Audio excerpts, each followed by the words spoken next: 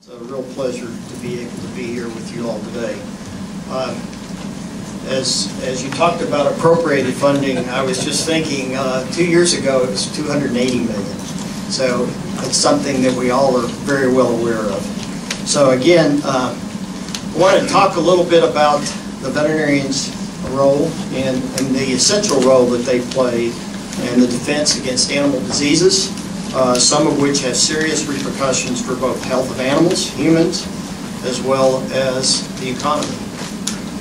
We have over 3,000 veterinarians that work for the federal government, and about over half of those, or around half of those, work actually for the United States Department of Agriculture. So within Veterinary Services, APHIS, we employ about 550 veterinarians, and the rest, or the majority of the rest, not entirely, but the majority of the veterinarians that make up USDA are located in Food Safety and Inspection Service. But I'd like to share with you how my organization, Veterinary Services, is implementing an initiative called One Health. And basically, with the One Health initiative, several years ago, Veterinary Services began a new initiative of what we called VS in 2015. And part of that new initiative was a new vision for our organization, some of which is still regulatory minded, but other parts is not based upon a regulatory need or authorities. It's based upon the fact that we see ourselves as the national veterinary authority for animal health within the federal government. And as such, we believe we have a role to play, a major role that we can play in assisting in a number of areas such as One Health. The One Health concept is not a new concept. In fact, it's been around for some time. But it has gained new momentum and with regards to the initiative in One Health. When we talk about One Health, we also often talk about zoonotic diseases that can be transmitted from animals to people. Now, oftentimes we use this term in the same way as we would use in saying that diseases go from people to humans, but that's really not correct. Do you all know the term that's from humans to animals? It's anthropognosis is the correct term for diseases that are passed from humans to animals, which it does occur both ways. And I think when we talk about One Health, we need to recognize that it's not just the environment, it's not just human health, it's not just the animal health, it's all of those combined. And that's the importance of the new initiative that we really need to focus on, is combining those and equally looking at those needs. Granted, we all want to live long lives and we want our children and loved ones to do that. Public health will always take a precedent, as it should. But my representation, while public health is extremely important, is the role that we play in the protection of animal health. Healthy animals will lead to healthy food and healthy people. So, with regards to the One Health issue, Veterinary Services has developed a One Health strategic plan that has several goals. These goals include building new collaborations and partnerships and sustaining existing relationships in the One Health community. And we've done a lot of outreach recently in that area. Spearheading outreach and communication to build credibility, trust, and respect in the One Health community. And transforming APHIS's culture and workforce and building new skill sets to support an integrated One Health initiative.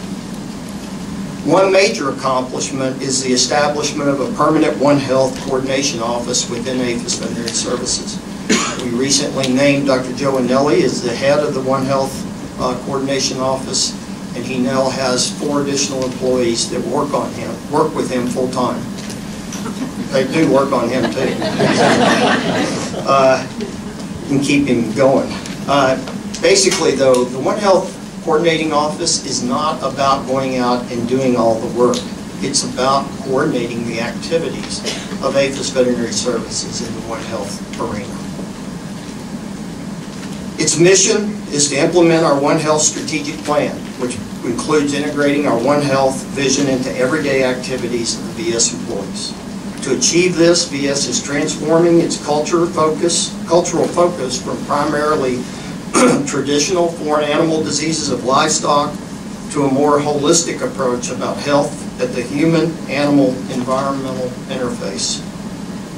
One example of this holistic approach is a recent emerging infectious diseases that VS was collaborating with CDC and other partners and stakeholders on swine influenza virus surveillance and related issues. Now, when I talk about swine influenza virus, I am not saying the H1N1 is swine flu.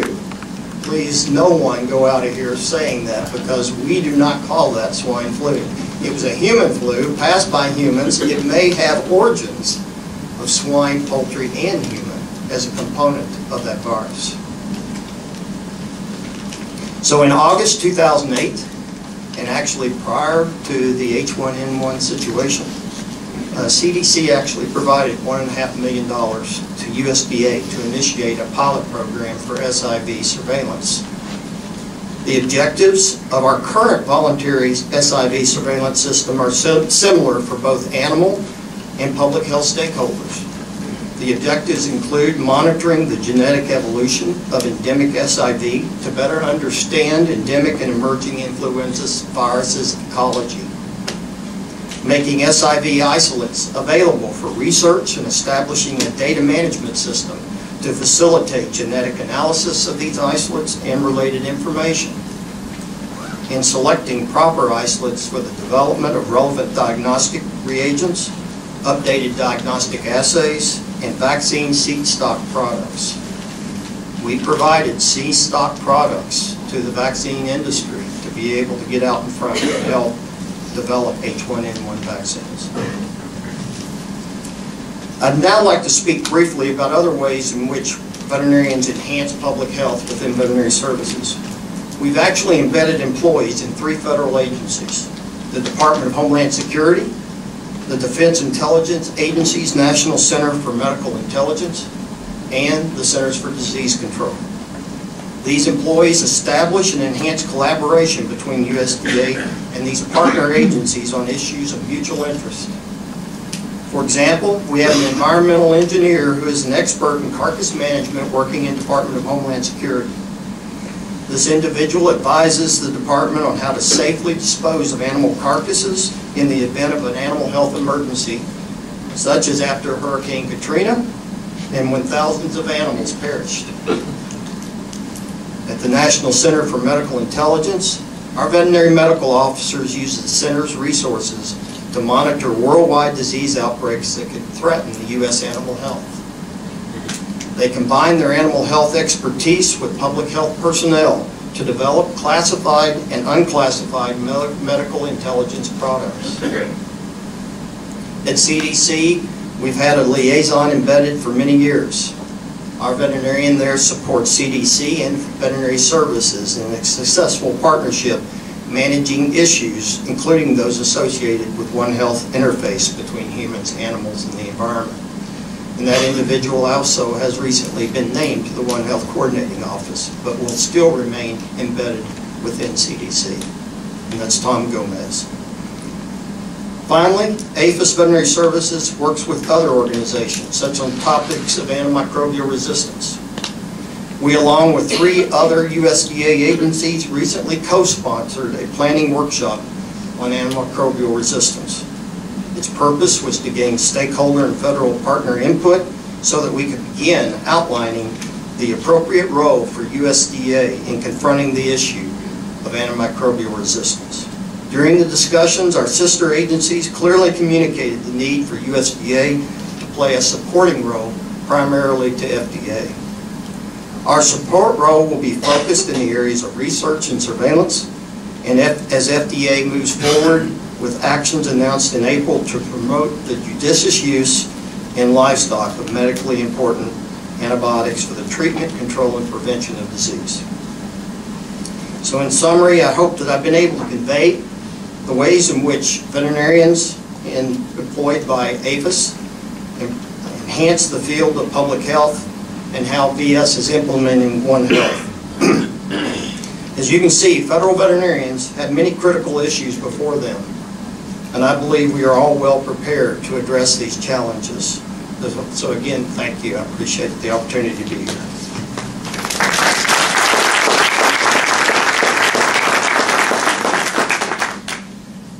Thank you, Dr. Clifford. We really appreciate that. And let me just add a special word of thanks to you, John, for really your strong leadership at VS. That word gets used, probably overused a lot in town, but in your case, it's the real deal. And we're very, very appreciative of the innovative thinking and the structural changes and all the work you're trying to do. Thanks, John.